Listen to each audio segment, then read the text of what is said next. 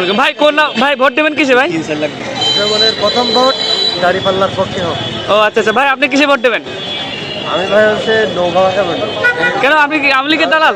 আওয়ামী লীগের B team হচ্ছে BNP, ঠিক আছে? বিএনপি তে ভোট দেবেন? আমি যদি বিএনপিকে ভোট দিই তাহলে কিন্তু আওয়ামী লীগ কিন্তু ক্ষমতা আসবে। এটা কি এটা কে বলছে ভাই? আপনাদের কোনো গুপ্ত নিউজ আছে?